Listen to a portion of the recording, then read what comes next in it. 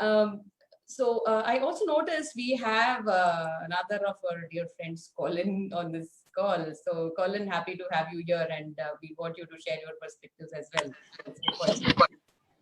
Hey Colin, nice to see you. Hi, good to see you guys too. And I'm so excited to actually witness this conversation with both of you. Really looking forward for that, and I'm happy I could make it. So really good to hear your perspective, Sahil. And I was so excited to see that mirror behind you, and the way you started it. It was fun. Thanks, Colin.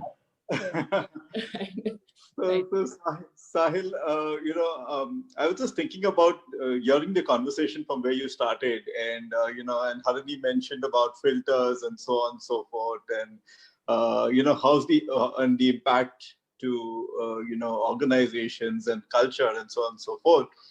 I was just wondering, with people putting on so many filters, are we really losing our true self? Are we losing our true identity? And is that an organization culture that we want to set forward? Is that an organization culture that we want to keep, which is rather fake than not real? So I just wanted to hear your perspective on that, because putting a filter is actually shying away from reality. And absolutely, yeah. And I know many people have used filters in photographs and stuff like that.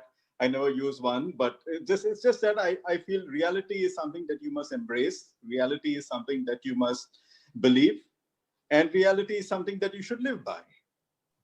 So just wanted to hear your point of view, Sahil. Sure, Colin. First of all, thanks for joining in. Being a senior colleague, it feels nice that you're on this channel with us. Colin, I want to take 2 steps back before I come to your question. Yeah. I think what's very important is let's pause for a minute and let's ask ourselves, how many of us really know what our own identity is? Because unless we don't know our own identity, over a period of time, by masking filters start appearing normal. Because unless I don't go onto Instagram and I don't put a filter, I think I'm not really posted a picture. So I definitely end up putting a filter. So unless we don't know our identity or what our identity is, putting a filter becomes normal. It's like pretty much a standard thing, right? We know metro is happening in Mumbai, and this is all pre-COVID. We know that if I have to go from Worli to Kandivali in the evening on a weekday, I'm going to spend 2.5 hours on the road. And I do that every day because I have to do a job and I have to have a living. And therefore, that is normal. Now, suddenly when people see peacocks in their building, or they see the sky is so clear, or they see that there's no pollution, or they don't see people on the road, they say, my God, this is not normal, but I love this. The question that I really want to ask is, post-COVID, 6 months later, 1 year later, social distancing, evaporates in some form or shape. Have we as a human race learned? And if we have not learned, the question is, have we not learned by choice, or have we not learned because it is very convenient to go back to what we were? Yeah. And if we are very convenient to go back to what we were, that itself is a choice. And that itself means that I don't want to go within to figure out who I am, but I'm very comfortable because the hundreds of people on this call have a particular perception of me or you or anybody else, and I go with the herd because that makes life easy for me.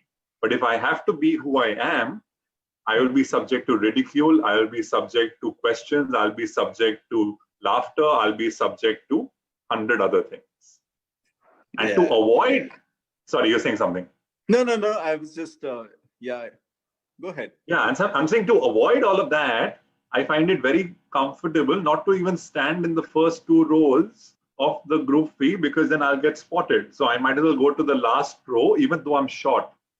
And even when a leader asks me to come in the front, I choose not to come because I'm happy being at the back doing my work, because I know and I have the intelligence to know that if I come in the spotlight, I will be subject. It's like how actors call it, right? If all your Bollywood stars, you notice some of them, they are extremely intelligent, but they are extremely media shy.